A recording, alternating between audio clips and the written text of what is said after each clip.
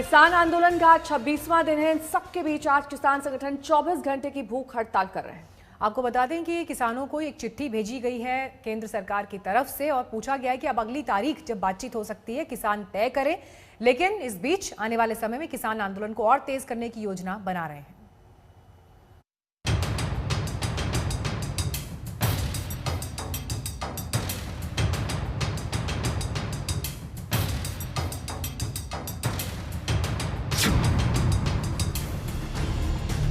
छब्बीस नवंबर से शुरू हुआ था किसान आंदोलन। अब इसके 26 दिन पूरे हो चुके हैं और आज फिर शुरू हो चुकी है किसानों की भूख हड़ताल। 11 किसान संगठनों के नेताओं की भूख हड़ताल चल रही है।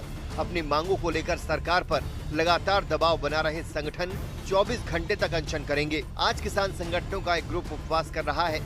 24 घंटे बाद दूसरे किसान संगठन इस भूख हड़ताल को आगे बढ़ाएंगे, यानी अनशन का ये सिलसिला चलता रहेगा। जिन्ना चिर इस कृषि कानून आ ਜਿਹੜੇ ਇਹ ਵਾਪਸ नहीं लेंगे ਉਹਨਾਂ ਚਿਰ संघर्ष ਤਿੱਖੇ ਹੁੰਦੇ ਰਹਿਣਗੇ, ਹੋਰ ਤਿੱਖਾ ਹੋਊਗਾ। और पूरी दुनिया ਦਾ ਇਸ ਨੂੰ ਹੰਗਾਰਾ ਮਿਲ ਰਿਹਾ। पूरी दुनिया ਸਮਝ ਚੁੱਕੀ ਹੈ ਵੀ ਲੋਕਾਂ ਨਾਲ ਧੱਕਾ ਹੋ ਰਿਹਾ, ਕਿਸਾਨਾਂ ਨਾਲ ਧੱਕਾ ਹੋ ਰਿਹਾ ਹੈ। ਇਸ ਕਰਕੇ ਧੱਕਾ ਜਿਹੜਾ ਕਿਸਾਨੀ ਨੇ ਅੱਜ ਤੱਕ ਪੰਜਾਬ ਦੇ ਲੋਕਾਂ ਨੇ ਨਾ ਕੋਈ ਧੱਕਾ ਬਰਦਾਸ਼ਤ ਕੀਤਾ और ना करेंगे। दिल्ली की सीमाओं पर किसान संगठन डटे हुए हैं। कड़ाके की ठंड के बीच प्रदर्शनकारी टस से मस नहीं हुए। मजबूत इरादे के साथ वो आंदोलन को आगे बढ़ा रहे हैं। किसान आंदोलन के खत्म कराने के लिए सरकार की तरफ से कई दौर की कोशिश हुई। किसान संगठनों और सरकार में बातचीत के कई दौर चल रहे हैं, लेकिन नतीजा अब तक शून्य है। लिहाजा प्रदर्शन में शामिल किसान अब अपने आंदोलन को और तेज करने की तैयारी में हैं। आज किसान संगठन भूख हड़ताल कर रहे हैं। 23 दिसंबर को किसान दिवस के मौके पर किसान संगठनों ने अपील की है कि देशवासी किसानों के समर्थन में एक वक्त का खाना नहीं खाएं। वहीं 25, 26 और 27 दिसंबर को हरियाणा के टोल प्लाजा को फ्री करने का ऐलान भी किसान संगठनों ने कर दिया है। साथ ही किसान संगठन विदेश में रहने वाले भारतीयों से अपील कर रहे हैं कि वो समर्थन में बड़े बड़े प्रोग्राम करें। 25, 26, 27 को हरियाणा के लिए कॉल है कि हरियाणा के टोल प्लाजा जो है उस दिन फ्री कर दिए जाएंगे। और फिर 26, 27 को ही ये दूसरा कॉल है जो ऑल इंडिया के साथ साथ इंटरनेशनल है, जिसमें हमने इंडियंस अब्रॉड को कॉल दिया है कि 26 और 27 को हमारे देश के जो आपके देश के जो किसान हैं उनकी सॉलिडारिटी में और गवर्नमेंट के विरोध में बड़े बड़े प्रोग्राम करें। किसान आंदोलन के पक्ष में समर्थन जुटाने की भी लगातार कोशिश चल रही है। किसान नेता अब इसके लिए बीजेपी और एनडीए की अन्य सहयोगी पार्टी के नेताओं से मिलेंगे, उनसे उनकी लिखित राय मांगेंगे। किसान संगठन कह रहे हैं नेताओं से कहा जाएगा कि समर्थन करो, नहीं तो जनता को उनके खिलाफ गोलबंद करेंगे। एक तो है कि भूख हड़ताल रहेगी, कल से भूख हड़ताल को करेंगे और उसको कंटिन्यू करेंगे 24 घंटे टू 24 घंटे ऐसे उसको जोड़ेंगे। जितनी भी यहाँ पे जत्थेबंदी चारों तरफ जो दिल्ली के हैं वो करेगी, एक उससे जुड़ाव पूर्ण रूप से महसूस होगा। दूसरा है कि 23 तारीख को ये क्या है कि एक दिन का आम पब्लिक कोई भी एक दिन का भोजन का त्याग करे। वो किसान दिवस है, चौधरी चरण सिंह जी का जन्मदिन है, तो उस पर एक दिन का भोजन वो त्याग सकता है।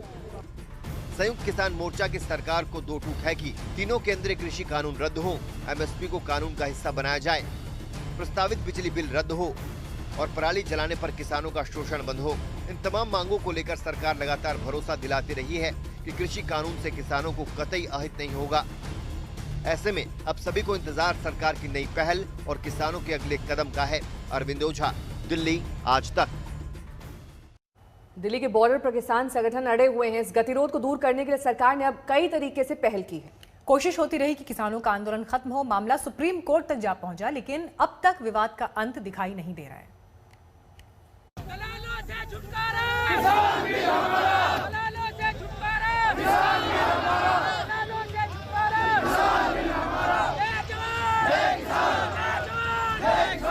केंद्र के 3 कृषि कानूनों पर घमासान मचा है। हजारों किसानों का ये काफिला कृषि बिल के समर्थन में है।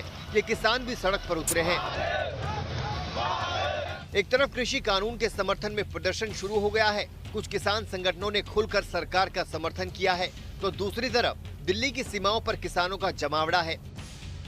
इन विरोध प्रदर्शन से अलग सरकार ने किसान के हितों की दुहाई देकर कई पहल की है।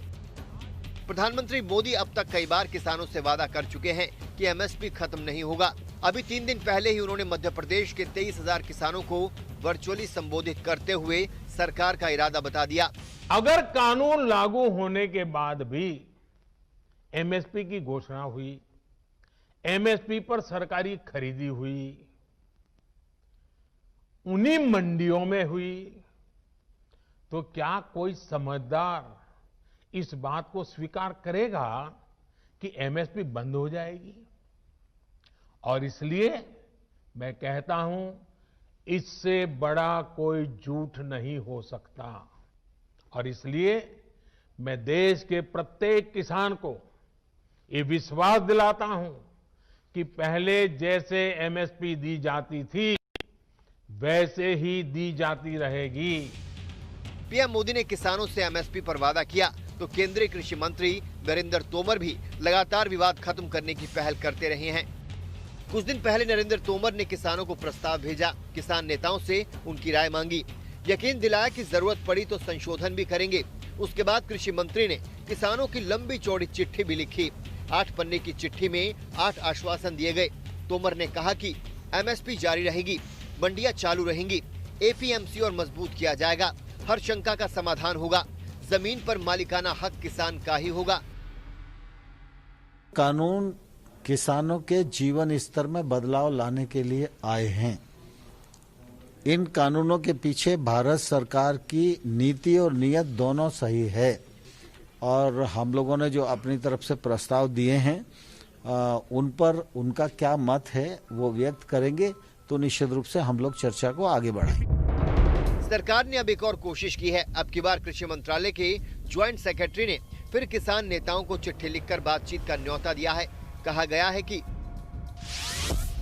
देश के किसानों के सम्मान में और पूरे खुले मन से केंद्र सरकार पूरी संवेदना के साथ सभी मुद्दों के समुचित समाधान के लिए प्रयासरत है। अनुरोध है कि किसान संगठन बातचीत की तारीख तय करें, हमें अवगत कराएं, ताकि फिर बैठक आयोजित करके समाधान किया जा सके, जिससे वर्तमान आंदोलन शीघ्र समाप्त हो। अभी एक दिन पहले ही बंगाल दौरे पर गृह मंत्री अमित शाह ने उम्मीद जताई थी कि 1-2 दिन में कृषि मंत्री की किसान संगठनों से बातचीत हो सकती है। मुझे तो अभी भी आशा है कि मुद्दों पर चर्चा होगी और इस गतिरोध खत्म होगा। कोशिश करेंगे कि आप उनको बुलाएं दोबारा से। जरूर, कल प्रधानमंत्री जी ने स्वयं कह दिया है, अब इससे बड़ी क्या बात हो सकती है। अगर वो नहीं आए तो क्या होगा सर? मैं नहीं मानता, वो आएंगे और बातचीत भी होगी। सरकारी स्तर पर पहल जारी है, तो बीजेपी के केंद्रीय मंत्री और तमाम राज्यों के सीएम, डिप्टी सीएम और अन्य नेता किसानों के बीच जाकर कृषि कानून की खूबियों को गिना रहे हैं, ताकि इस गतिरोध को खत्म किया जा सके। दिल्ली से पौलमी साहा और अरविंद ओझा के साथ आज तक ब्यूरो। कृषि मंत्रालय की ओर से लिखी गई चिट्ठी पर केंद्रीय मंत्री मुख्तार अब्बास नकवी ने आरोप लगाया कि विपक्ष ने किसानों को गुमराह किया है। साथ ही नकवी ने कहा कि मोदी सरकार टकराव में नहीं, बातचीत में यकीन करती है। उनसे बात की आज तक संवाददाता जितेंद्र बहादुर सिंह ने।